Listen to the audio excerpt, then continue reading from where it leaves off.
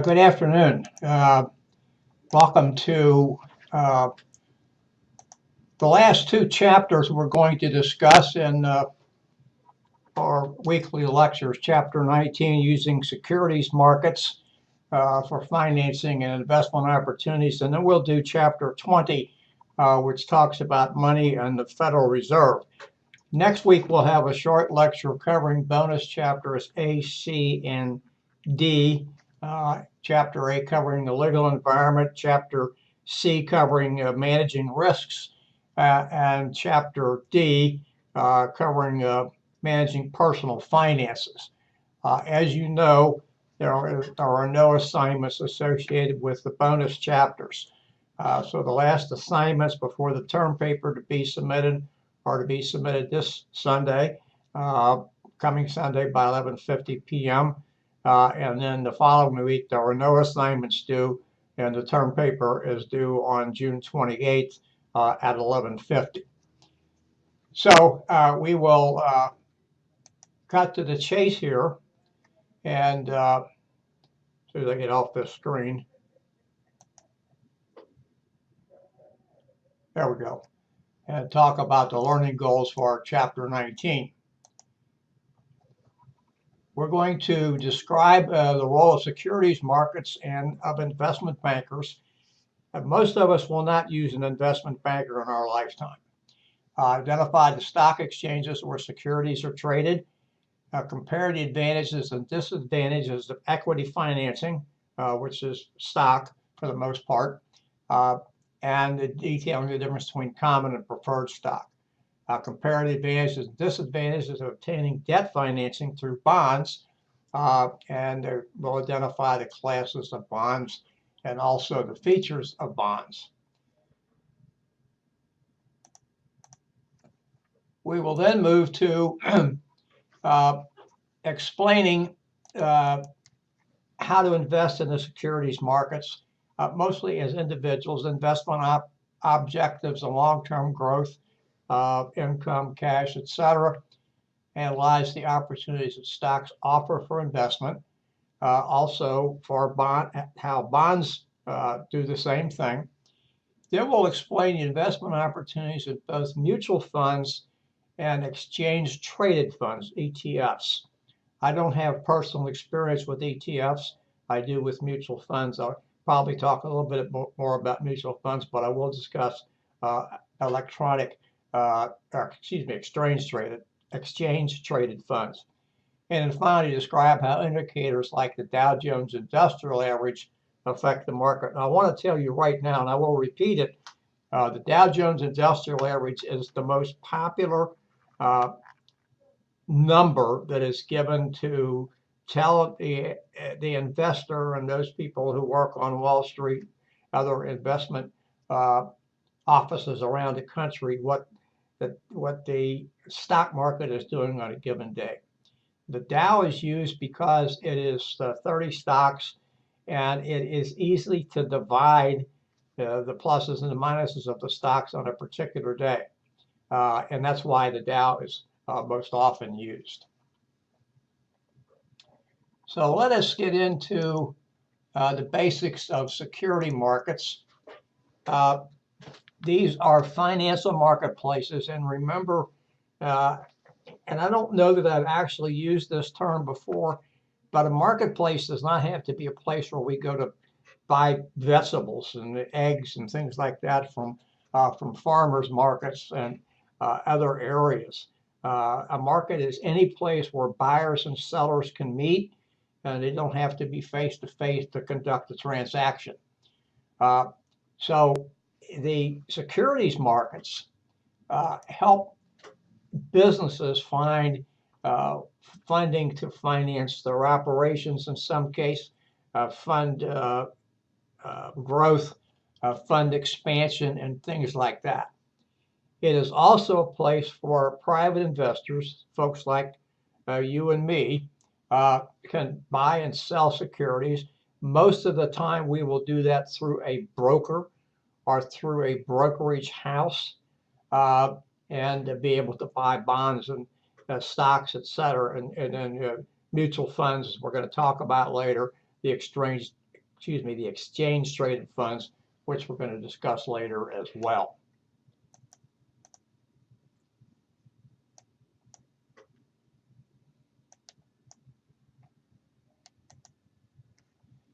Now, here are the different types of securities markets.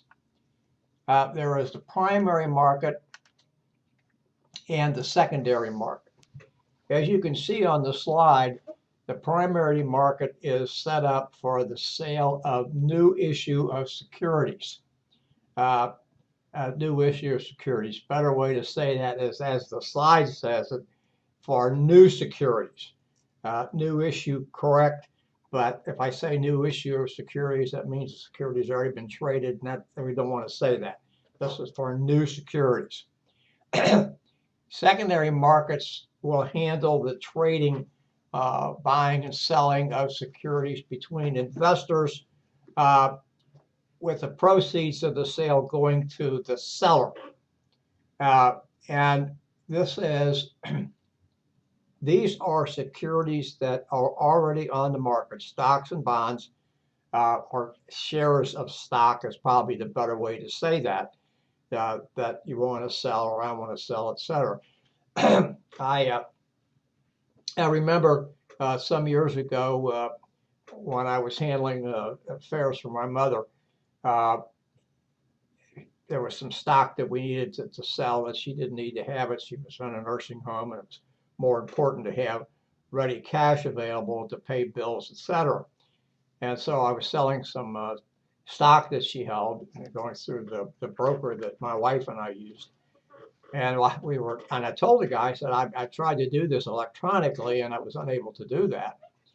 And he was very nice and apologized. And while we were talking on the phone, he said, well, actually the price just went up a couple of pennies, so we'll go ahead and sell it now so you can get the benefit of that. So that's the way, that is a way those things work. Of course, where you can do that is to have someone who is either has a seat in the Securities and Exchange Commission, something that you have to pay for to have a seat on the Securities and Exchange Commission, or you go through a brokerage house which has a seat on the Securities and Exchange Commission. Now, exchange traded funds, as I've said before, I don't know a whole lot about that. That may work a little bit differently. There's not a lot of information in our text. I will try to get some more information for you. But I will talk about it when we get there. There may be some more information available in the newer edition of the text, which I just received in the last couple of days. The last item on this slide talks about an IPO, initial public offering. Those are fairly frequent. The last major one we heard of was about the Chinese computing company called Alibaba. I think I have that correct. And it had a huge initial public offering. And I don't know how many shares were sold on the opening day. And Facebook had one last year as well. And what that simply means is, in many cases, it's either a new company or it's a company that has been privately held and now it's going public. And so it does an initial public offering, and they almost always go through an investment bank, which again, we're going to talk about this a little bit later, an investment bank to help them with the initial public offering. Now here's the investment banker. And these are people who, notice here, who help firms in the issue and sale of new securities. Going back to the Alibaba thing that I mentioned a few minutes ago, or to the initial public offering that Facebook had last year. Now, don't let that confuse you. We know that Facebook, Alibaba, of course, was a Chinese company, a little bit different to us. But Facebook, as we know, was a company, and Facebook had investors, certainly, but Facebook was a privately held company. In other words, it was not publicly traded. It did not sell shares of stock on any of the public markets, either NASDAQ, or which we'll talk about later, or the Dow on the New York Stock Exchange. Excuse me, just left me there for a minute. So it was there. It probably had some stock issued somewhere along the line, but it wasn't publicly traded. None of us could have bought before the initial public offering could have bought any shares in Facebook. There's nothing secret about this next statement, but I'm going to enlarge upon it about institutional investors. Institutional investors are, as you can gather, institutions that buy stocks and bonds and other securities for various and sundry reasons. Some of them are colleges and universities. Some of them are pension funds. Some of them are perhaps government entities that do this for their pension funds, etc. And if they're large enough, and some of them are, I'll name a couple. And I don't know the acronym for the New York retirement system. One of the acronyms for California is CalPERS, California Personal Retirement System. These institutions own large amounts of stock in various companies or various mutual funds, which we'll talk about later. And when they buy and sell, they have the ability to move that stock or bond price, not so much bond price, but certainly stock price, in major directions either way. So they own these things. They're financial managers for the pension funds that I mentioned, etc. And so when you hear CalPERS or one of these other large public institutions taking a stand on something, and it's a stock that you own or it's your mutual fund that you're invested in or something else, you need to pay attention because they have the ability to move that price very, very quickly. Now we're going to talk about the stock exchanges. There are a number of them. We're going to talk about the ones that are best known. These are places where members, now notice the word members. That's not you or me. We are not members unless we have paid for a seat in the Securities Exchange Commission to be a member of the New York Stock Exchange or the NASDAQ or something else. So these folks, these members, have the ability to buy and sell stock and bonds. And if we want to do that, we as individual investors, we need to go through someone who is a registered broker. So that's the general overview of a stock exchange. Then we have a thing called the over-the-counter market. Many years ago, these stocks that were sold over the counter were referred to as penny stocks or cat and dog stocks. And the object of it was that you couldn't make or lose a whole lot of money because the price was relatively low. These stocks are publicly traded, but they are not listed on one of the major stock indexes. One of the major over-the-counter markets for a long time was the American Stock Exchange. It is still around as far as I know. It may have changed its name, or the name may have been changed, a better way of stating that, but it's still around, and they deal mostly in the type of stock we're talking about, known as penny stocks. That does not mean to say that those stocks are not valuable. They don't reach the level for them to be listed either on the NASDAQ or the New York Stock Exchange, which are the two largest exchanges in the United States and two of the larger exchanges in the world as far as volume goes. For a stock to be listed on the New York Stock Exchange, it has to have a certain value, not so much in dollar, but it does have to have a certain value, has to have a number of shares available for investors, etc. They don't meet certain benchmarks, they're just not listed. And of course, some companies are, as we know, delisted for various and sundry reasons. The NASDAQ, as it mentions there, is a completely electronically traded stock exchange. And I'll get to that in a second because it's going to sound a little weird, and it is a little strange how I'm going to talk about this. But I hope to be able to show the difference in the dynamic.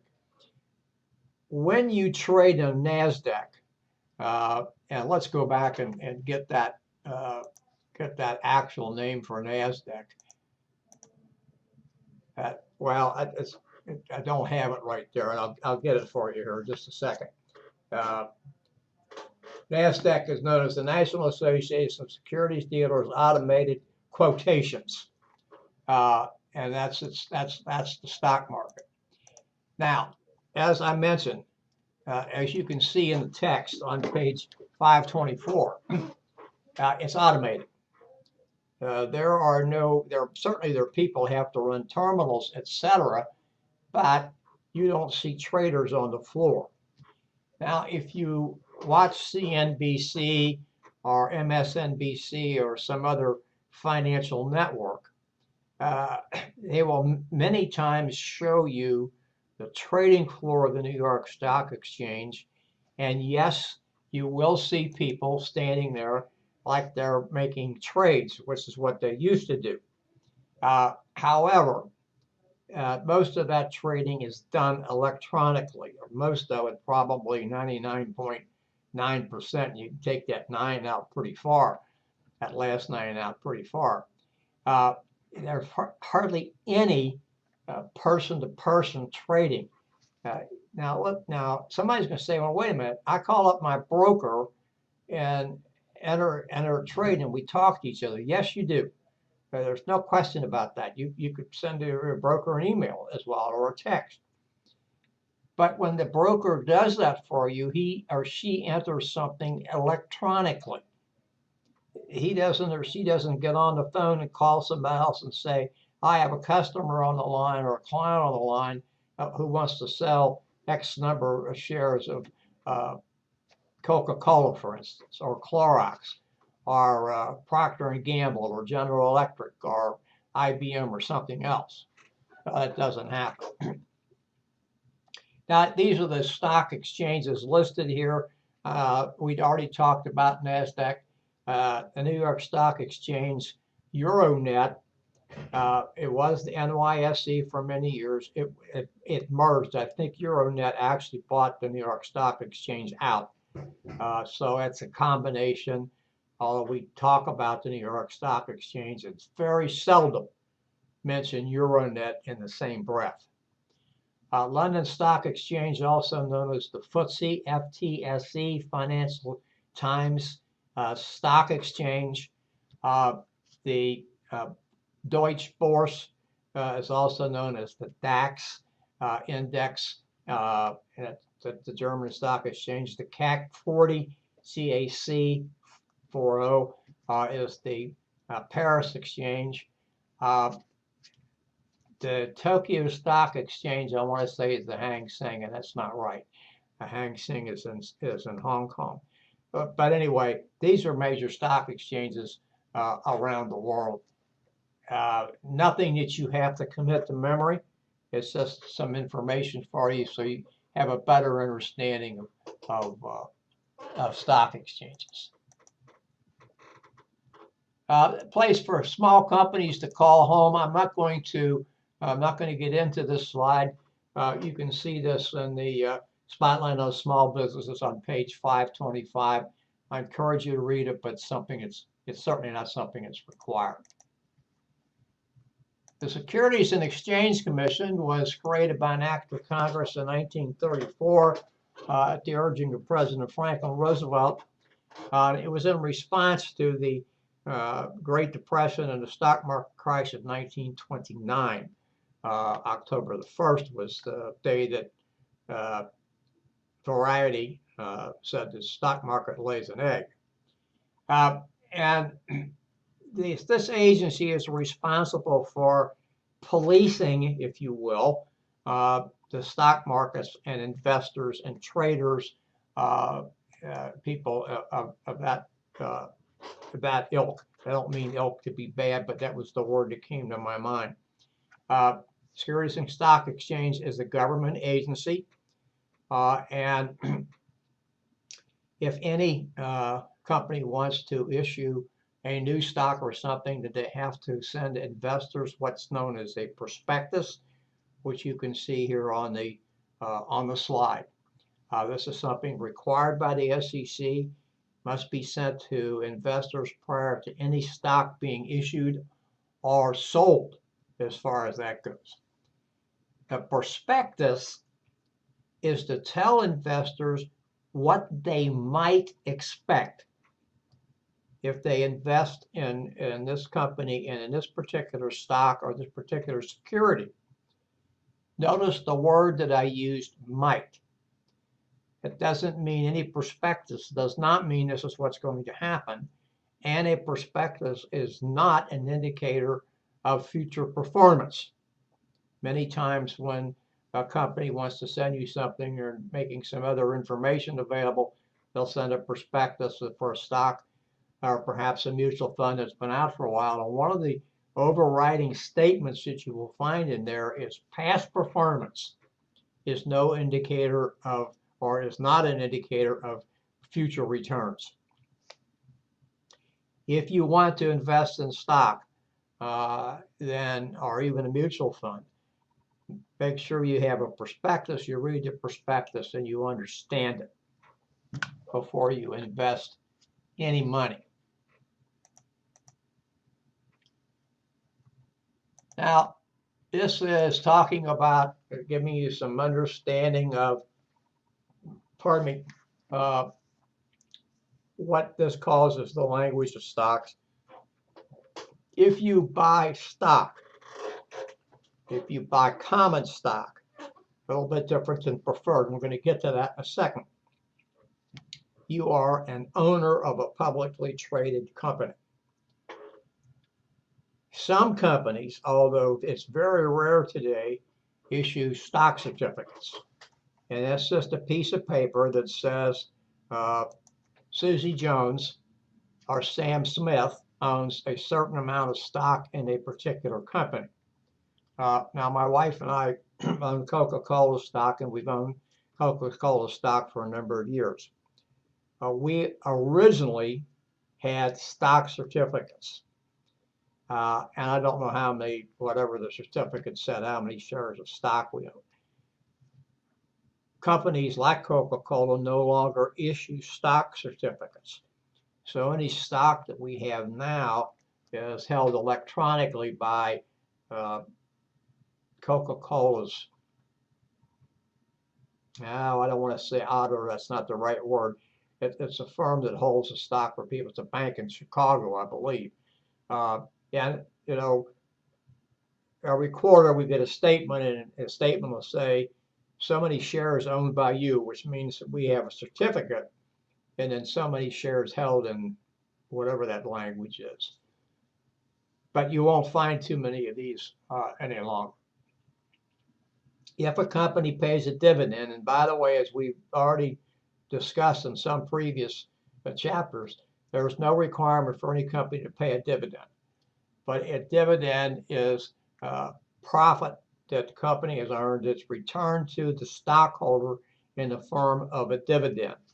It's usually declared at X number of cents, sometimes dollars and cents per share. And when companies declare dividends, there'll almost always be a tagline that will say to any shareholders, as of X date. And that date is usually sometime when they make the announcement of a dividend. It is usually sometime in the future, but not a long future, maybe 30, 60, 90 days. So what that simply means is that if you wanted to buy stock between the time the dividend was declared and the dividend is going to be paid, you could buy the stock and you would get the dividend. Also, you'll see that when a company splits its stock, it'll be split for whatever the split is, 2 for 1, 3 for 1, whatever it happens to be, for shareholders of record as of a certain date.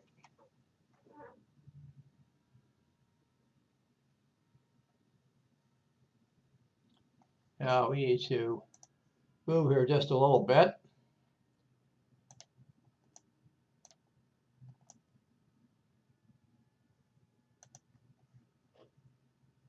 As we've said before, the stockholder is an owner, and he or she owns whatever amount of shares that they own, and the amount that they own are worth, or amount that they have tells the worth of what they have. No legal obligation to pay dividends. Some companies will take whatever dividend they have and plow it back into the company for research and development or something else.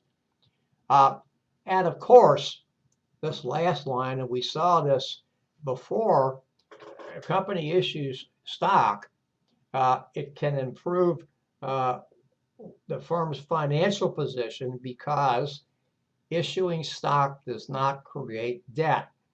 I know you can read that as well as I can, but I wanted to point that out to you and try to make the emphasis. It says issue, okay? You issue, you expect somebody's going to buy that, and that money comes back to the company. So it does not, if I want to sell 100,000 shares, somebody buys that, that money comes back to me as owner of the company. So that increases your balance sheet, increases your net worth, etc.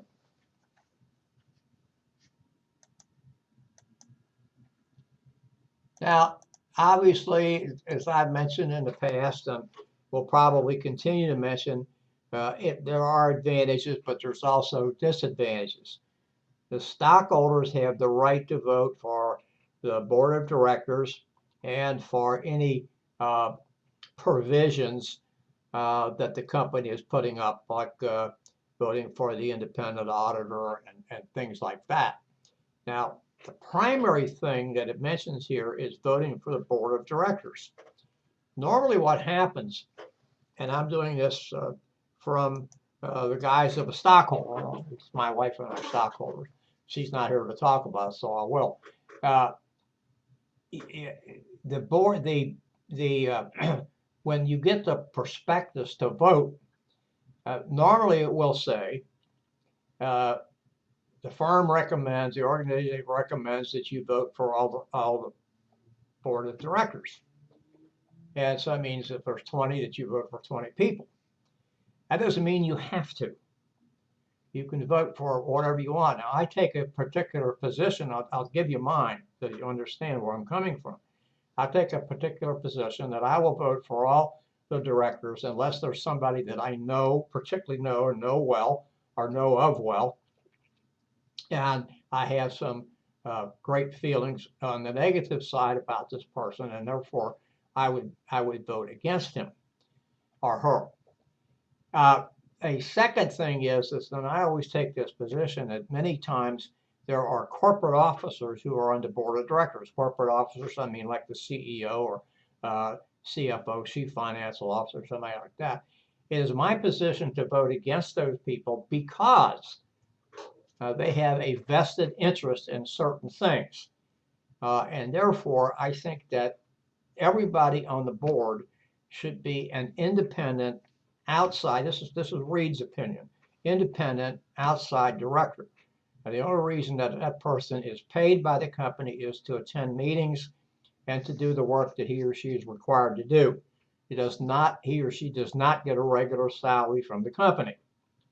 I also think in many cases it's wise that the person who is on the board of directors has a significant amount of stock in that company because he or she is interested in how well that company is going to do. But regardless, there should be outside directors. So I tend not to vote for these people, not because I don't like them, but because I think that there can be a conflict of interest.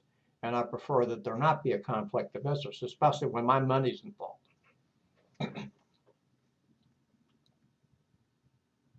Other ones are the more shares you issue, the value is diluted. And of course, issuing too many shares can lose control of the firm. Now, what that simply means is if there's too many shares out there, somebody can go in and buy them up. Now that person can say, okay, I have X number of shares of stock. I want a new board of directors. And by the way, this happens all the time. And those people who are promoting new boards of directors, by the way, there's been a big thing going on for the last about 6 months that an activist investor wants to break up DuPont. And he says that, or his firm, speaking for his firm, he says that DuPont's not returning enough money and et cetera, et cetera, et cetera. He does not own 50% of the shares of stock. He probably doesn't own more. His company doesn't probably own more than about 10%. But because he is a large stockholder, or his company is, he can make a lot of waves, which he has been doing. Dividends are paid from after taxes, and then of course the person who gets the dividends has to pay taxes on the dividends that he or she receives. And then finally, there can be a conflict of interest between needing to keep stockholders happy and management decisions. Now we get to the different classes of stock, and there are only two, so we don't have to worry about a whole lot of this. We have preferred stock and common stock. Common stock is the most issued one that most of us are familiar with. The stock that I own is common stock. I have a right to vote for the board of directors and share in any profits from the company. I am not liable for anything that the company does other than what amount I have invested. Preferred stock owners, and more or less nobody's going to come and sue me unless I had some direct role in something.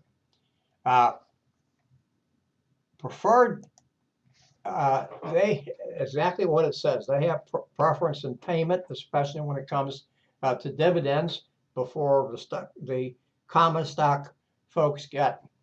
However, they don't vote for the board of directors. They can be own shares that are callable, convertible, and cumulative. Those preferences do not devolve to the common stockholders.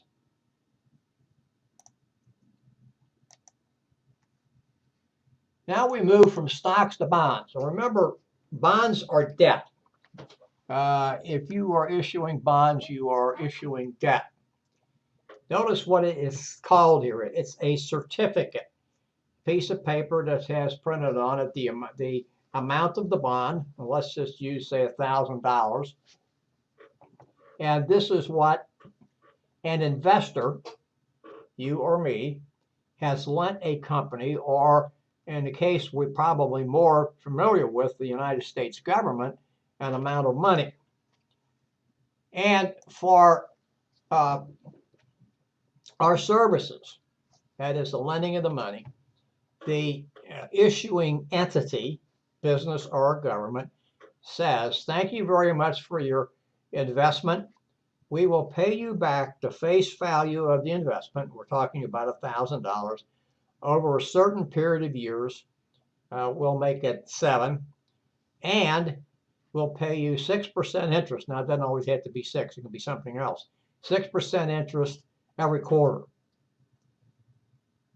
So you get 6% interest of $1,000 every quarter for 7 years, and at the end of 7 years, you get your $1,000 back. But that's debt, and a company has to show that as debt. It is not something that you can say, oh, well, we have this and we don't have to pay any attention to it. It is debt and has to be reported as debt. And people will look at that and say, well, you've got too much debt outstanding. Why should we invest in your company? Bondholders are creditors, but they have nothing to say in the management of the company, and they do not vote for board of directors, etc. Interest paid on the bond is a business expense, and therefore it's tax deductible. Bonds are a temporary source of money, and bonds can be repaid before maturity date if the bond has a callable provision. What are the disadvantages? Well, As we talked about before, issuing bonds increases your debt. And if there's too much debt, as I said before, somebody can say, well, why should we invest in you? Got too much debt. You have no choice about paying off the bond or paying interest. It is a legal obligation that is enforceable. And obviously, the next thing comes along. If the bond's not paid or the interest's not paid, somebody go to court and say, we want these people to pay us our money, and or other actions as well. And then the face value, as I've said before, has to be repaid on the maturity date. No ifs, ands, or buts about that. These are bond rating agencies, Moody's, Standard & Poor's, and Fitch, and this gives you their rating descriptions. You can see the bond ratings, bond rating agencies, figure 19.3 on page 531. I apologize, I'm not able to blow that up so you can see it better than what you can see. But look at page 531, and you can see that fairly easily. Also, the types of bonds on page 230, figure 19.2, it talks about municipal bonds, U.S. government bonds, etc.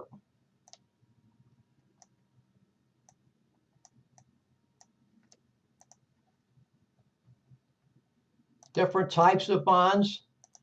We've talked a little bit about this before, secured and unsecured. Secured is backed by some type of collateral, usually a piece of property of some kind.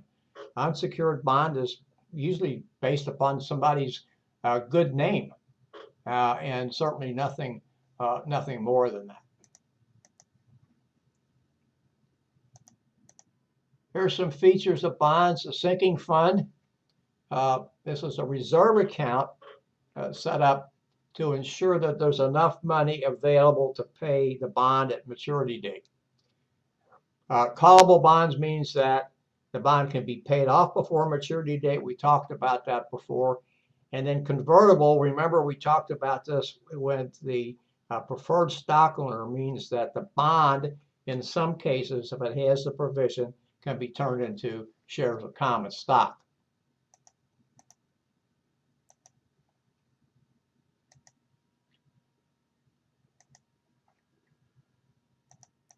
Now, if you're going to buy securities, as I've mentioned before, you have to go through a stockbroker, and the stockbroker is either registered himself or herself, or he or she, or they're going to be registered, but whether he or she is registered on the stock exchange or whether his company or her company's registered on the stock exchange is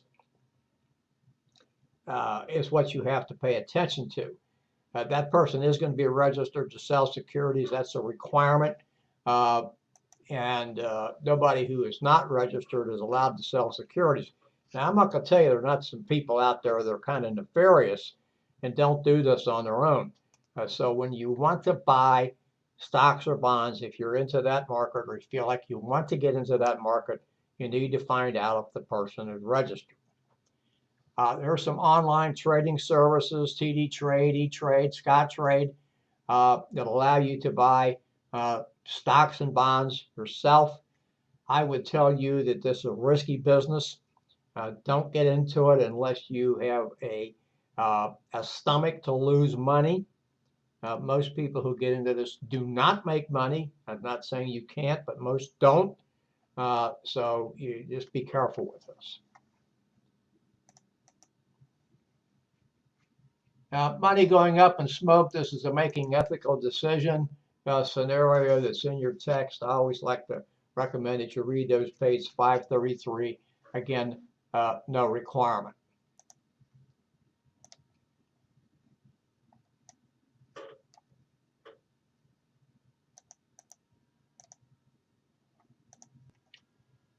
Here's what you need to look for if you're going to invest in the stock market. What's the risk? What that simply means is, what are the chances of me losing my money? what am I going to get in return? What is the expected return? Remember the word there, expected, doesn't mean it's going to be actual. How long do I have to hold this investment to make money? And that's going to vary depending upon the type of investment that you have decided upon. What's the liquidity? How quickly can I get my money back that I invested? And then what are the consequences and taxes? And it depends upon what I'm in. You can get into tax deferred types of things, and if you want to do that, that's something that you can. Most stocks, to my knowledge, do not offer that type of option.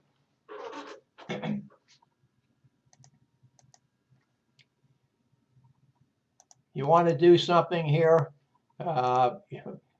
look for yourself about getting into taking an investing class. Sometimes you can get these at a community college in your area. Sometimes the libraries offer these.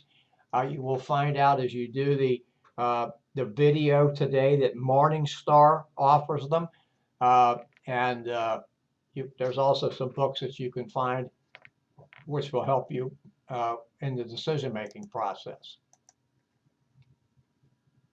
This is the average annual return on the stock market and stocks and bonds since 1926. Almost a 90-year picture here. And this just gives you an idea of what the return is. Normally speaking, the lower the rate of return, as in treasury bonds, treasury bills, the more secure that investment is, the lower the risk. That doesn't necessarily follow all the way across the board, but it is a fairly good rule of thumb. I'm not going to get into this slide other than to tell you what it says, and that is if you get into investments, you should diversify. Don't have too many of your eggs in one basket, your investment eggs in one basket. Try to diversify. So much in stock, so much in bonds, so much in talks about dividend paying, so much in growth stock, etc. Work with somebody and understand what the possibilities are. This is just talking about investment opportunities, stock opportunities. You don't have to always think about the U.S. stock market. There are other places to go. It's not something I want to get too wound up with because we still have a lot to cover, and it's best to get some professional help here.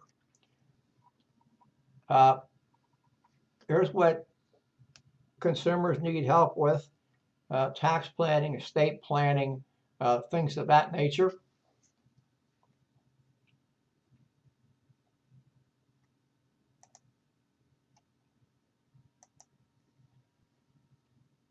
These are the two kinds of people that run on Wall Street: the bulls and the bears. The bulls think the stock market is going to be on a continual rise, and we have had a fairly bullish market for about 4 or 5 years. 4 is probably more correct than 5. And the bears who believe that stocks are going to go in the reverse direction. And that does happen. So it's not to say that it can't or it won't. Don't be concerned. Don't be surprised if you see that. I think the stock market's in for a correction. I don't have any crystal ball, but we've been on a high here for, like I said, for about 4+ years, and I think we're due for a correction. This just gives you some indication of what happened when we had bear markets and the drop in the prices on the stock market. Well, how do you select stock? The best way to say this, the best way to answer this for you is to say what you need to look at, what your financial goals are. And do you want growth stocks? Do you want blue chip, which means a company that's been around for a while, has been paying dividends for a long time. Stock is pretty solid. You probably won't get a lot of money back on that, but you're going to get a good return quarter after quarter after quarter after quarter. You want stocks that provide income, or do you want to get into what we mentioned early on, penny stocks, which don't require a lot of money for you to outlay, and there's always a possibility that these stocks will take off and really increase your your return.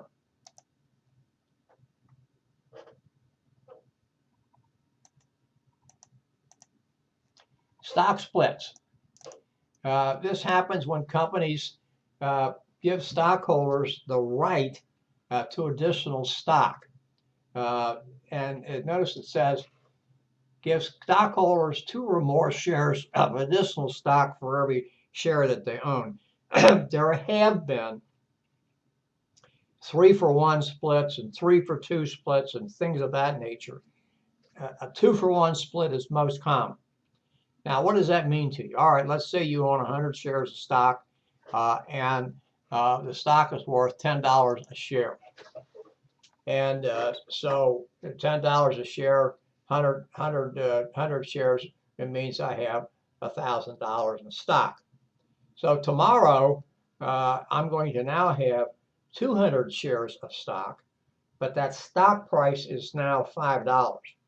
So what I have here is I have double the amount of stock I had the day before, but the stock price is the same. I mean, not the stock price is the same. I own this. I have the same amount of money, so I still have that $1,000. All that's down to $5. What you'll find not too long after that split happens, the stock price will start varying a little bit, and maybe even when there's a 2-for-1 split, the bottom part won't be down at half. It won't be from 10 to 5. It might be $5.25 or something of that nature. Nobody is ever required to split stocks. Companies do that, and you will hear a diluted share, and that's exactly what that means. The share is not worth what it was some time ago. Buying on the margin. This is what happened a great deal before the stock market crash of 1929. A lot of people were buying on the margin. They'd put up, say, like 10 cents, or excuse me, 10%, and buy that, which means they were actually using the company's money to buy the stock.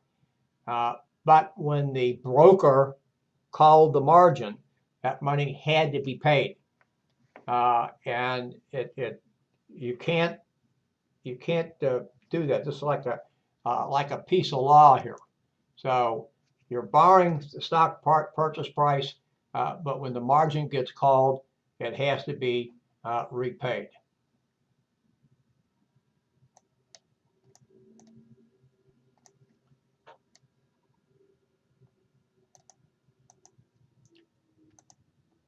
These are understanding stock quotations. A little difficult for you to see here on the slide. This is Microsoft. You can see this graphically displayed in your text, page 537. You can use this. Many major newspapers print stock quotes on a daily basis, not as often as they used to, and there may be fewer stocks listed. Wall Street Journal still does a pretty good job of listing all the major stocks on a daily, well, not daily basis, Monday through Friday. They don't print on the weekend. Here's just some financial sources that you can use, which will give you the same information.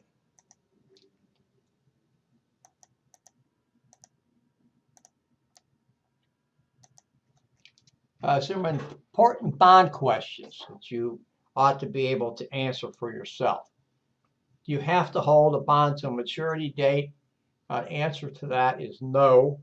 How can you access the investment risk of a particular bond issue? You can find that out pretty easily from the issuing organization or somebody who has helped them issue the stock. Junk bonds are exactly what they say. They are not backed by very much, but you can reap a great return as long as the issuer stays solvent. They're very high risk in those, there's no question about it. This gives you understanding bond quotations. You can see this at the top of page 539 about Goldman Sachs Group. Again, it's not possible to see it on the slide, but you can see it, figure 19.5 in your text. I realize I'm going a little long. The next hour will not be as long, so I'd like to finish this and then go on to our next hour, which will be a lot shorter. This is learning about mutual funds.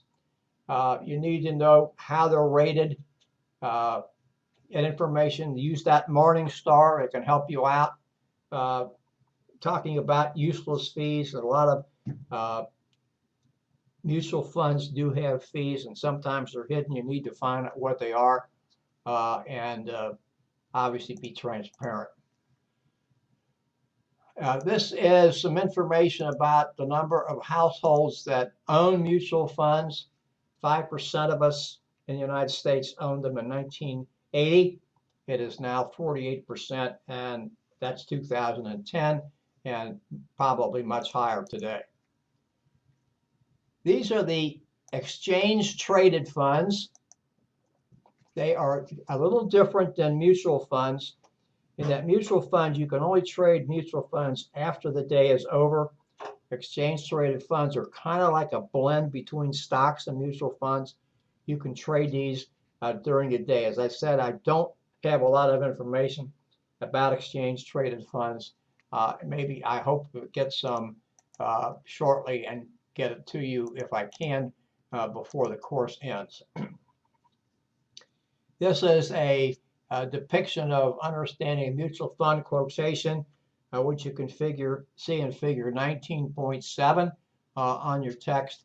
Company name T. Rowe Price. I am very familiar with them because my wife and I have a number of mutual funds with them.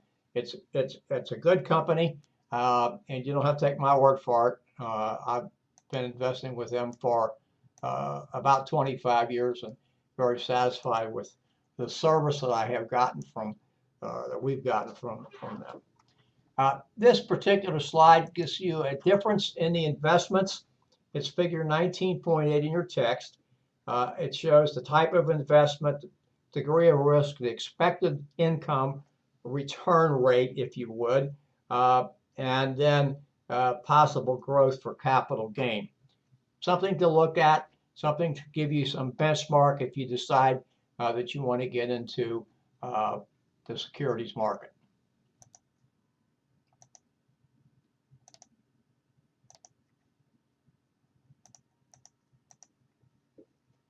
These are the key stock market indicators. This Dow Jones Industrial Average, which I talked about before, it is the most popularly used, most often quoted, because it's the easiest to calculate. There are only 30 stocks that make up it, that make up the Dow Jones. You can see the original Dow Jones and the current Dow Jones stocks that are included in figure 19.9, page 542 in your text. You'll notice that General Electric is the only stock that was one of the originals and is still listed today. Standard & Poor is a much better indicator because it has 500 stocks that it tracks on a daily basis, and it can give you a broader spectrum than the Dow Jones can give you. However, as I said, Dow Jones is the most used, most quoted, again, because it's very easy to calculate. This just shows about market turmoil, the problems that we had in 29, 87, and 97. I'm not going to spend any time on those, a little history lesson. And then, of course, we've had a lot of turmoil since the downturn that started in late 2007 and really started to get larger and larger in 2008. investors lost $7 trillion in the market. Now, the market's made most of that back. That doesn't mean to say that everybody has gotten well or healthy, but it has gotten most of that back.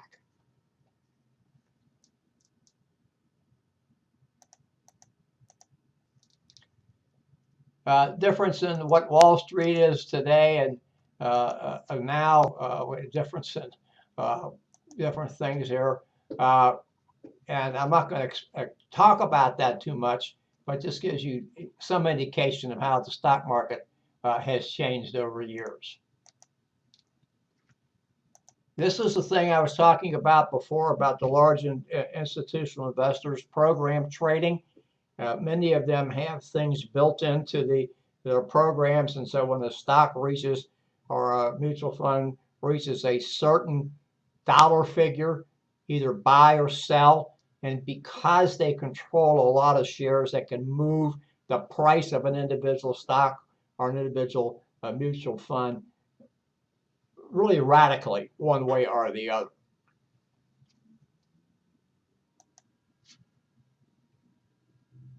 Program trading is being restricted, but we can still expect it to be around to some extent. This is just a little history of the difference between Main Street and Wall Street. Wall Street issued things which most people did not understand. Uses the word exotic here, instruments. And they sliced them and diced them and a few other things. And what happened is, after a period of time, there was no solid foundation. There was no backing. And so that's why the market started falling apart. Main Street didn't have those problems because they didn't do that. Main Street tends to be a little bit more conservative. Of course, what happened on Wall Street affected everybody. But when we found banks in trouble, they were big banks. They weren't the bank that we've dealt with over a period of years. Of course, today there's so much consolidation in the banking industry. It's hard to find a small bank any longer, especially if you're in a larger community. If you go to smaller communities, you can find it. And then we had some things where we broke down barriers. And we allowed banks to do things they had not traditionally been into. We started lending money to people that didn't have good credit. It says bad credit here. I don't want to say bad credit. Didn't have good credit. People that should not have been buying houses, didn't have the wherewithal. And that's what I'm saying. The banks created these exotic investment opportunities, exotic investment packages. And it was driven by greed. I'm not going to change that. Exactly driven by greed. Unfortunately, it cost an awful lot of people, and we had to bail a lot of organizations out because of that greed. Well, that kind of brings us to the end. There's a little slide here about cleaning up Wall Street. What I want to tell you is the Dodd-Frank Act, which was designed to make banks be more transparent, especially large banks, is under continual fire from the banks. They want the regulations rolled back. And of course, unfortunately, in this country, we have two schools of thought. We have a school of thought that says we need regulations. We have another school of thought that says we don't need regulations. The market will take care of itself. And every time we've said the market will take care of itself, we've paid the price for it. So there's a balance somewhere. We need to find that balance. We need to stay with that balance. And we need to keep Wall Street from doing things that it shouldn't be doing. So it's 5:30. It always takes me a little longer on Chapter 19. I like to talk about this. I hope I did not bore you. It's very interesting information that we all need to know because the stock market affects each and every one of us on a daily basis. Please pay attention to what's in 19. Look at the Morningstar video. I think you'll really enjoy that. So it's going to be almost 5:31. Let's take a 5-minute break and come back at 5:36. Thank you. Please come back 5:36.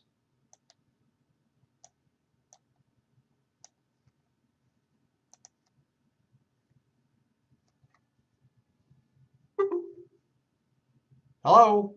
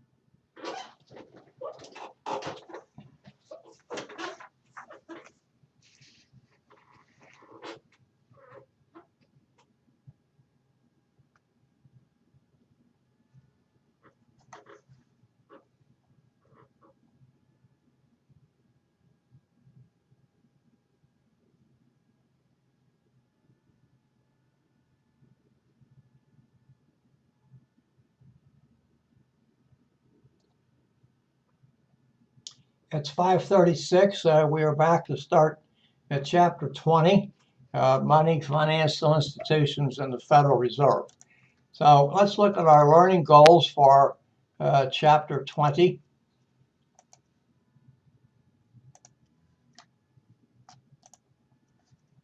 We're going to explain what money is, even though we all know, and describe how the Federal Reserve controls the money. It's in charge of our money. You know that. I know that, although we don't always think about it. We'll look at the history of the Federal Reserve, how it got started, classify the various institutions in the United States banking system.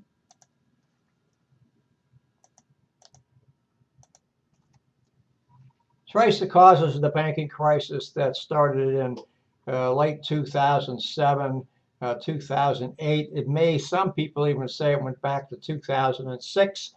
And of course, it started with the housing market. We're also going to look at how the government protects the funds that we have invested in banks, savings and loans, and credit unions. Stock market, no.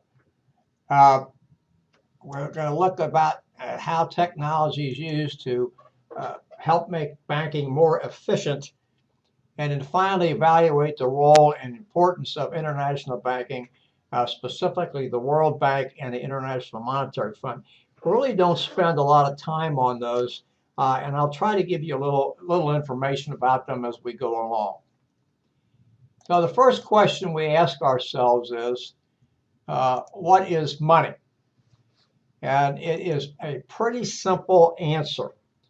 Money is anything that anyone else or that anyone will accept as payment for something, goods or services. Now, years ago, well, I should say centuries ago in Holland, tulip bulbs were considered money. And your wealth was measured by the number of tulip bulbs that you had. And of course, after a period of time, that market imploded upon itself. Now, remember here, it's anything that people will accept as payment for goods or services. So if you would go to your neighborhood supermarket and they would accept a dozen eggs, of course they sell them, but accept a dozen eggs as payment for something, then that could be considered money. But it doesn't meet the definitions of money, which we'll talk about here in a few seconds. Do not confuse trading of goods and services with barter. Barter does not mean that the goods and services that are exchanged in a barter arrangement are actually equal. And I'll give the classic example that I know, classic, maybe not classic that's known worldwide, but classic that I know is when I was teaching this class, excuse me, when I was teaching this course in a face-to-face setting 15 or so years ago. I asked if somebody could give me an example of barter. And a woman in the course said yes, she could. She had some furniture that she wanted moved, and she knew a gentleman that had a truck, and he could do that. And she said she made a barter with him. You move my furniture, and I'll cook you a chicken dinner. Now, was that an equal trade? Well, we don't know. Let's put the price of a chicken dinner at $10. If you want to bump that up to 20, we can do that. We don't know how much furniture had to be moved, and we have to calculate the wear and tear on his vehicle plus his time and the amount of gasoline that he had to use, and et cetera, et cetera. So it could have been an equal barter. It could have been 20 bucks for the chicken dinner and 20 bucks for what he did. So, pardon me. So it would be considered equal. My gut tells me it probably wasn't. But both people were satisfied. And so that is what that is. It's trading goods and services for other goods and services.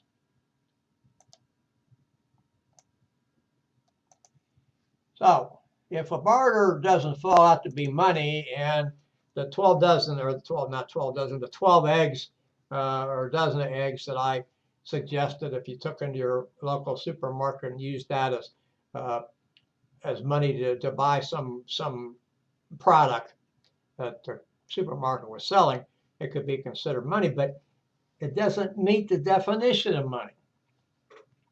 Now, those eggs are portable. You put them in a carton and you can take them from one place to another. I suspect if you want to stretch the imagination a little bit, you could say that there's a divisibility because if you took 2 eggs out, you'd now have 10, or you'd have certain percent of a dozen. If you took 3 eggs out, you'd have 75% of a dozen, 4, et cetera, et cetera, et cetera. So you could say in some cases it has a divisibility. Does it have, would the eggs have stability? The answer to that is no. Even if you kept them under refrigeration, eggs will not last forever. They will last a lot shorter period of time than a dollar bill will. And that stability, durability, no, it's not durable. You know what happens if you drop an egg? And then finally, is there uniqueness? Well, yes and no. A chicken egg, I submit to you, as a chicken egg is a chicken egg.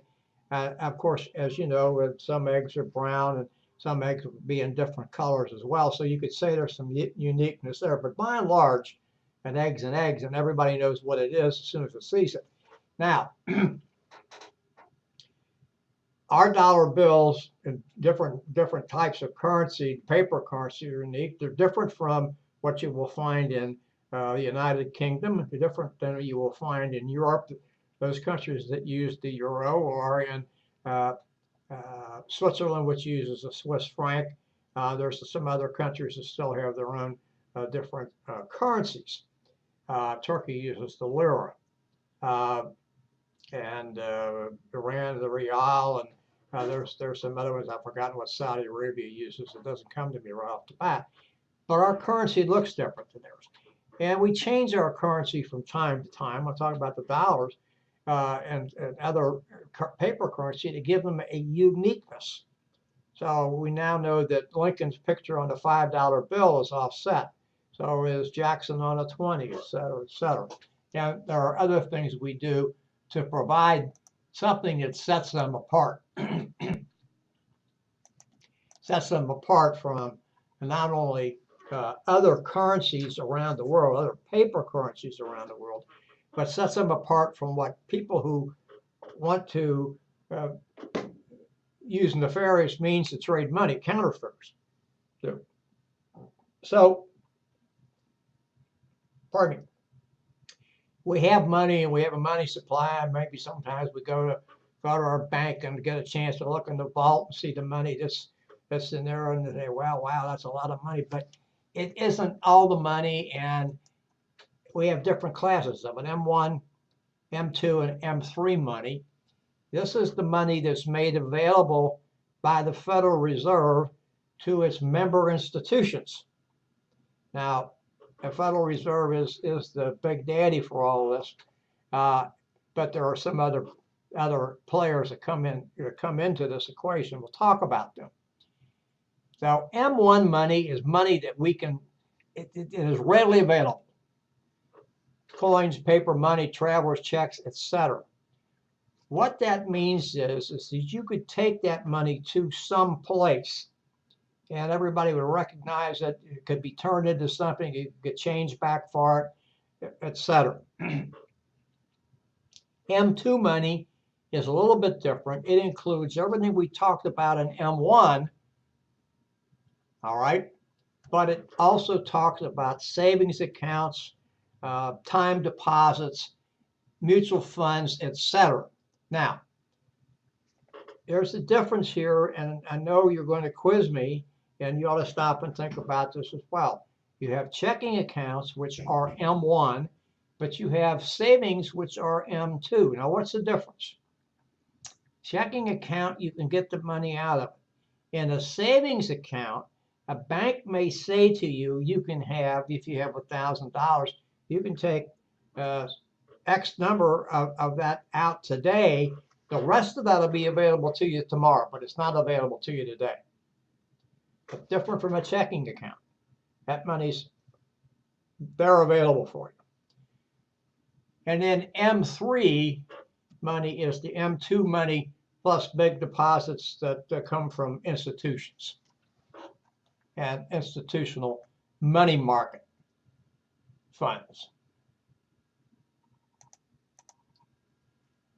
This is new money printed in the United States. Gives you an idea of how much paper money is printed in billions. I'm sorry, I cannot blow this up for you. It's not available in the text as a figure. I apologize for that. That's just the way it is. But paper money printed in 2010 in billions, 1.5 billion in $1 bills. I'm not going to go through all of this.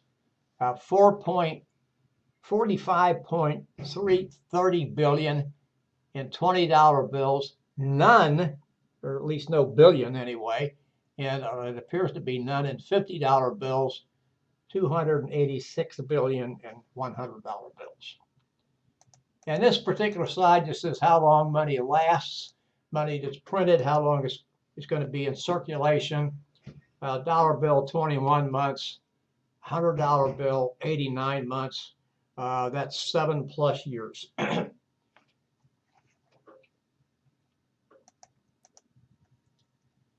And this is money milestones, and I'm not going to go through all this, but in 1956, almost 60 years ago, the minimum wage in the United States was $1 an hour.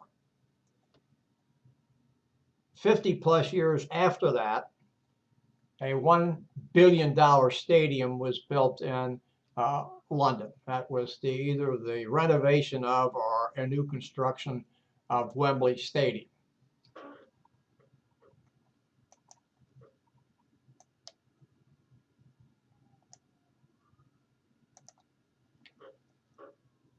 These are just some, pardon me, gee whiz money,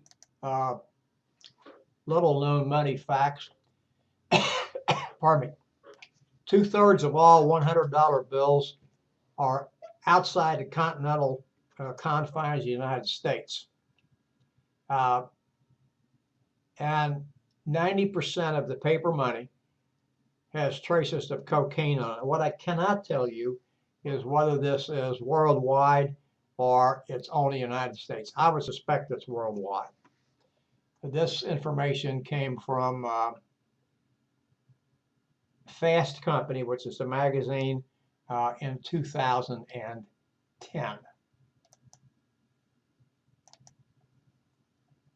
Now, this is one of the things we have to do, or the companies, not so much companies, but banks and governments do, and that is the exchange of money. I have not looked at it recently, but the dollar, the United States dollar, commonly referred to as the Yankee dollar or the greenback, has appreciated a good bit against major currencies in the world, against the pound, Great Britain, or United Kingdom, excuse me, the euro in Europe, and the yen in Japan. Now, you may ask me why it has not increased in value against the renminbi, which is the Chinese currency, and that's because the Chinese peg their value of their currency to the dollar. So what that means is if the dollar rises, it rises. If the dollar goes down, it goes down. The United States has continually and continuously fussed with the Chinese to let their currency float. In other words, let it seek its true value, which will be determined by international means, money traders, etc. The Chinese have refused to do that. There's no way we can make them do that. So the real value of the renminbi is probably somewhat different than what we find it today. It was, last I looked, was trading around $6.80 to the dollar, something in that nature. I'm sorry I don't have the exact figure. So what happens here is when the value of the dollar goes down against other currencies, that means imported goods will be more expensive in the United States, but by contrast, that means that U.S. goods will be less expensive in foreign countries. And then when we have a rising value of the dollar, which we have right now, it'll be just the reverse. Now, to give you an idea, the last time my wife and I were in Europe, we were in France in 2013, just about this time of the year, as a matter of fact. The dollar was trading, or the euro was trading at about $1.38 to the dollar. In other words, if you wanted to buy a euro, you'd have to give them $1.38. The last time I looked, and it was sometime late last week, maybe the week before, the dollar was around $1.11 to the euro. So that means there's 27, 28 cents difference in the favor of Americans. But remember, that means that the goods we try to sell overseas are now more costly, and so people may be pulling back on their value. A number of companies that do business internationally, and most large American companies do, have talked about they will have smaller amounts of profit simply because the goods they're selling overseas are now more expensive. And of course, the question here is what makes the dollar rise and fall? Well, a lot of it has to do with speculation. The European economy has kind of been in the doldrums for the last couple of years. And people are concerned about that. They're also concerned about the Greek debt and some other debt over in Europe. And so that makes there's more confidence in dollars. And what that means is more people want to hold dollars. Now, it doesn't mean the average citizen in France or Spain or Portugal, Italy, or even Greece, as far as that goes. Germany would be in there. But the banks want to hold dollars because the dollars are more valuable. And they feel more confident in having dollars as opposed to euros. And speculators will do the same thing. And I've just talked about this slide, what it does to you, or what it does for you. Of course, if you decide to go to Europe now, your dollar is going to be worth more money, but it may preclude vacationers from coming to the United States because they won't have as much money to spend. Now we're going to talk about the Federal Reserve, the outfit that controls our money. The Federal Reserve, by the way, has a couple of missions that are given to it by the Congress. One of the missions is to control inflation. The other mission is to increase employment and do whatever it can to increase employment. And so this picture here gives you not that particular thing that I talked about, but it gives you an overview of the Federal Reserve System. It is controlled by what's known as the Board of Governors. There are 12 regional Federal Reserve banks. We have the Open Market Committee that sets interest rates, etc. There are 3 advisory councils, and then you have the member banks. This particular slide, which you can see at figure 20.2 at the bottom of page 558, gives you the 12 regions in the United States. There's no rhyme or reason that I know how these were set up. It may have been done in a population years ago, and we probably won't see that change much any time in the future.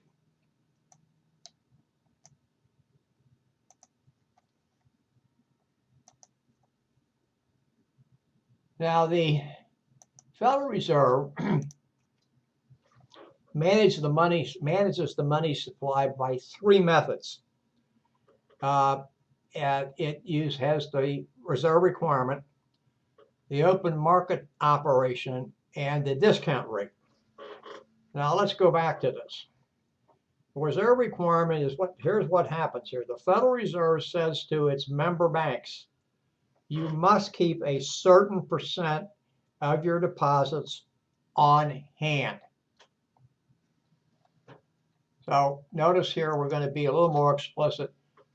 Checking and savings account must be in the bank or in non-interest deposits at the local Federal Reserve Bank. So they must be kept in the bank or in non-interest bearing deposits with the local Federal Reserve. If you live in this area, that we have a branch of the Federal Reserve, of the Cleveland Federal Reserve, which is one of the areas here in Cincinnati. That is a branch bank. They have the open market operations, which is the buying and selling of government bonds. And then finally, the discount rate. That is the rate the Federal Reserve charges its member institutions for overnight loans.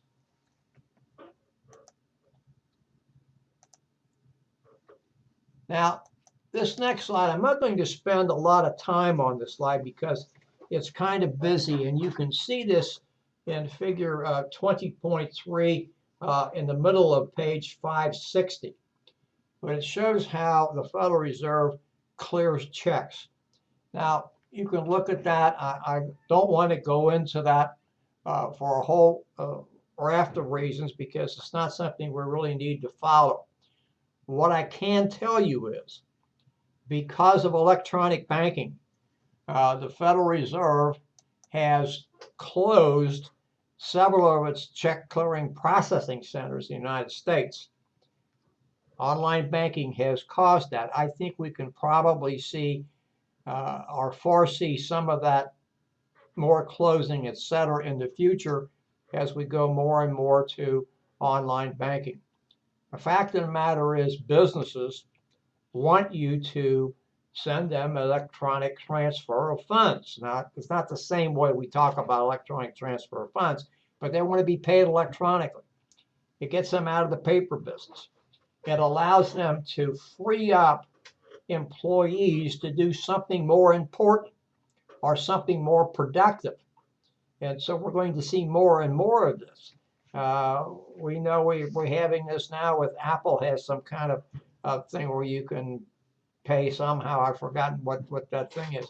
And as we move more into electronic, more and more into electronic payment, we're going to see that. We're going to see more debit cards. We're going to see more companies saying they want you to pay us with debit cards. And you know, this is something in our whole banking system, and we have to stop and think about this. This is kind of what happened when we had the meltdown. It's built on confidence. It's built upon integrity. And when we think of those things, we're confident in the banking system, et cetera, et cetera, et cetera. Once we become unconfident in that, there's going to be a huge crash. That's what happened in beginning in 2007, a lot of part of 2007, 2008. Their confidence was gone. Confidence in the housing market was gone. People bought houses, and now the mortgage they owned was more expensive than the house was worth more than the house was. That's very rare. You just don't have that. You know, I'll just give you an example. My wife and I have a mortgage, and the house is worth more than the mortgages. That's the way it's supposed to be. But we went to the reverse. So this is something that we find on a continual basis. Federal Reserve System was established in 1907 as a reaction to a financial crisis. And as a matter of fact, as I remember, I don't think that our text talks about it here, but J.P. Morgan, the old financier, who was a robber baron, and by the way, if you don't know what the term robber baron, please look it up because it will give you a much better perspective than me telling you exactly what robber baron stands for. We had a number of robber barons in the United States back in 1890s and early 1900s. But anyway, as my memory serves me, and the story I've heard is that he actually helped avert this by stepping in and loaning $25 million. Now that would be a drop in the bucket today, but he was able to do that. So then in 1913, all federally chartered banks had to join the Federal Reserve. Now you say, okay, what's the big deal about that? Well, all banks are not federally chartered. Some banks are chartered by the state. And the example I would like to give to you was in 1986, while I was still in the United States Army. I was assigned as a student to a school for what would turn out to be almost 7 months. That's the length of the school, not that I was only there 7 months. That was the length of the school. We started in July and we finished the following January. So, I had some travel money coming to me, and they suggest, go to a local bank and open an account just in case you need the money, which I did. It didn't turn out that I did, but I went and I did that. But if I wanted to do any banking, and this, by the way, is El Paso, Texas, if I wanted to do any banking, I had to go back to that branch bank to do it.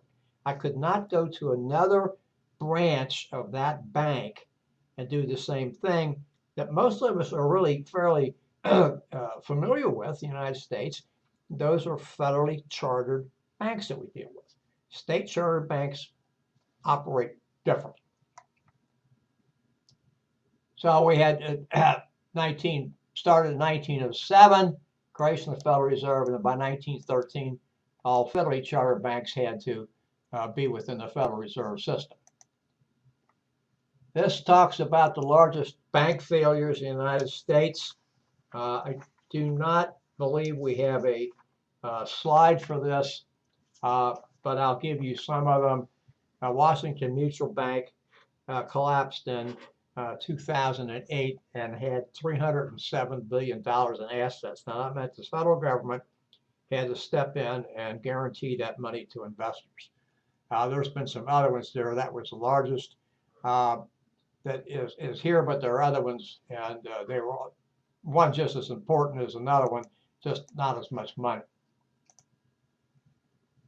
This is what makes up the U.S. banking system, commercial banks, which is what we deal with on a regular basis. Savings and loan associations, some of us deal with those. Credit unions, and then things we call non-banks.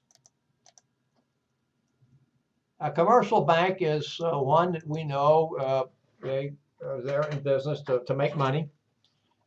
They take in deposits and loan money out. And they also have services like savings accounts, time deposit accounts, and checking accounts, etc. Time deposit, term that I want to use, certificate of deposit. It wouldn't come to me for a second. And then there are two types of customers, depositors and borrowers. Of course, it can be the same. For instance, the bank that holds our mortgage, we also have deposits with that bank. So we're both a borrower and a depositor, and many people fall into the same category. Now we have things called demand deposits. The one that falls there, we talked about this before in EM1 Money. That's a checking account. You can go to the bank and demand that money, and you can get it. A savings account, a certificate of deposit, on the other hand, are time deposits. And a bank can say to you, okay, you're going to have to give us advance notice of wanting all that money. We'll make X amount of this money available to you today. You can get the rest of it tomorrow, but you can't get it all today. And that certificate of deposit, the difference there is you get all your money at the time the certificate is due. So if you put $1,000 in, or whatever interest rate was today, and a year from today, you can get that $1,000 back plus that interest. Now, what happens if you have to take that money out? Well, you can get that money. You'll get the face value out, but there is a penalty, and the penalty usually is you have to forgive some other some part of the interest that you were going to receive.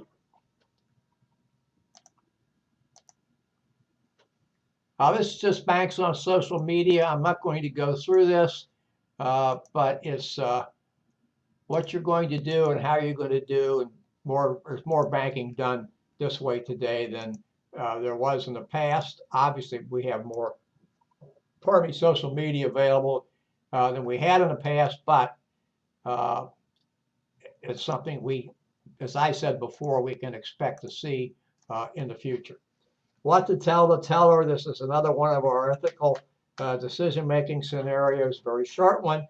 And I always suggest that you read these.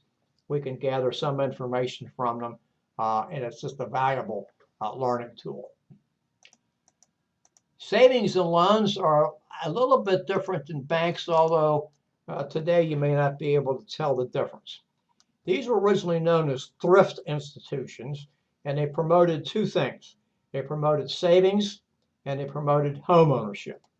In many cases, these institutions would open at 9 o'clock in the morning and close at 3 o'clock. There was one in my hometown, which is right across the river here from Cincinnati, that was only open a couple days a week. And it was a small savings and loan, as many of them were when they started in neighborhoods and catered to certain ethnic groups, etc.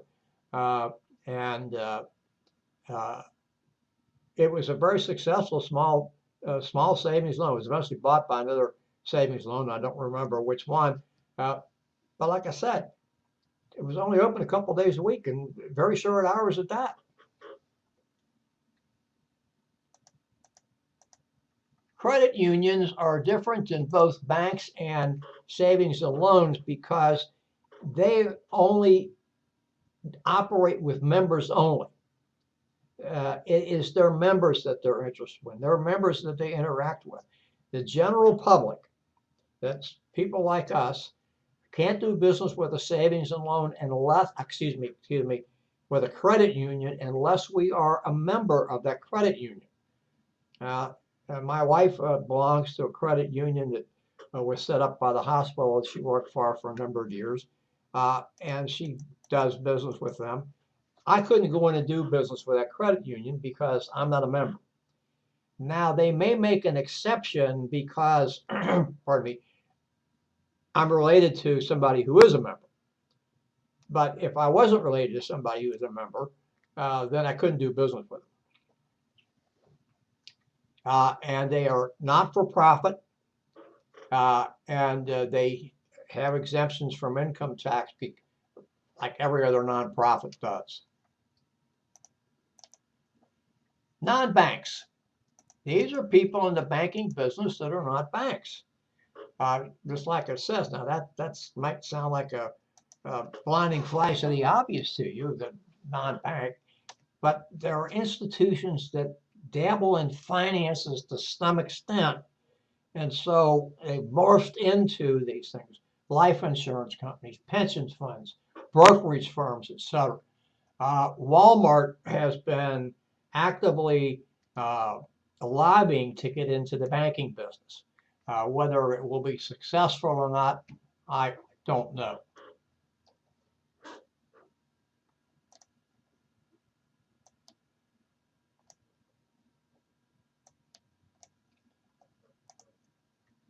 This is the rise of the big banks, or the non-banks, excuse me.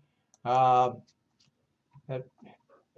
company here called the Mango Store, a bank-like facility. Clients pay a one-time fee, lets them cash as many checks as they want to.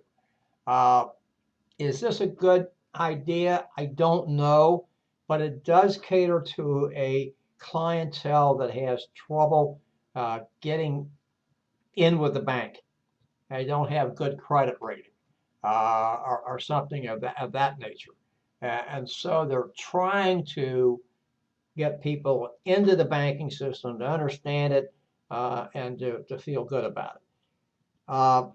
It's probably a good way to think about that.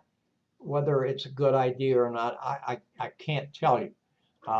Many people that I know of, not that I know personally, but many people that I know of that don't have bank accounts actually have great fear of banks and distrust banks. Perhaps this store, the Mango store, is serving a clientele that's underserved. Online banking, I mean, has many advantages. Identity theft is probably fairly minimal, although as the hackers rise, is something we always have to be concerned about. There's some other things that you can get, and it does provide some things, and you don't have to worry about going to a fixed location to do your banking.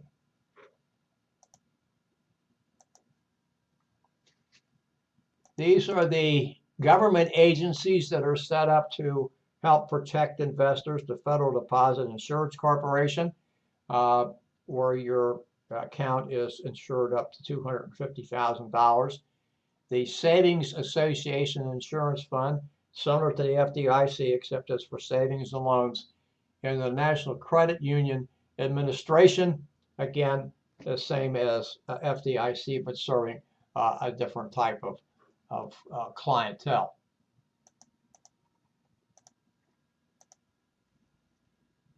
Electronic funds transfer system.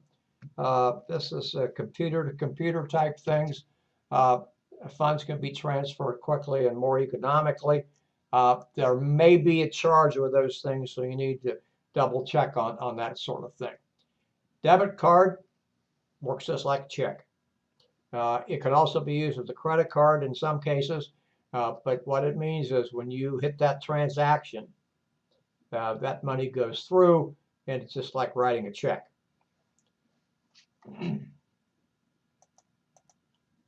And the smart card, which I think we talked about a little bit before, Apple has those and some others, combination credit card, debit card, etc.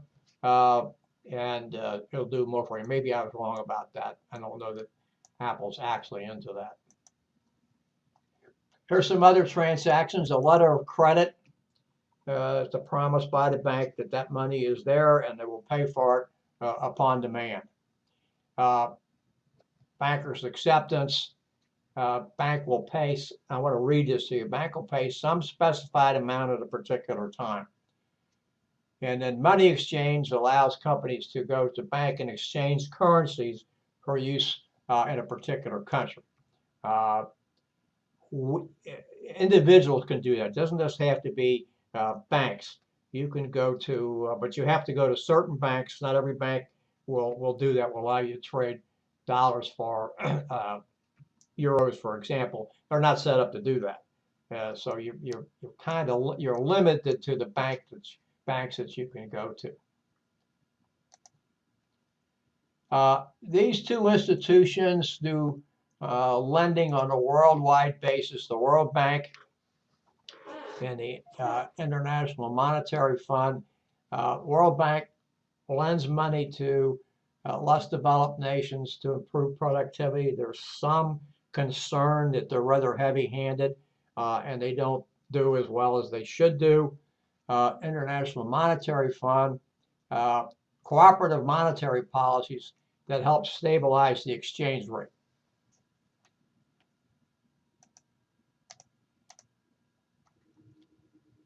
These are issues that are facing the World Bank and the International Monetary Fund. I'm not going to talk about those too long. There is a debt crisis in Europe. Japan is coming out of the doldrums, has been in a recession for a long period of time, and of course they had the tsunami a few years ago. Poor nations are having difficulty paying what they owe and feeding their folks. and the IMF and the World Bank are trying to figure out how to do, what to do, and move things forward. Well, at 6:15, we are finished with chapters 19 and 20 this evening. We will be back for a short amount of time next week to cover bonus chapters A, C, and D. Bonus chapter A, speaking about the legal environment. Bonus chapter C, managing risk. And bonus chapter D, managing personal finances. As I said early on, there are no assignments due after this coming Sunday, except for the final paper, so no assignments due next week, other than the term paper, which is due on the 28th. So I thank you again for your attention. I'll have this uploaded to the campus web shortly and provide you a link to YouTube tomorrow. Thank you for your attention, and good night.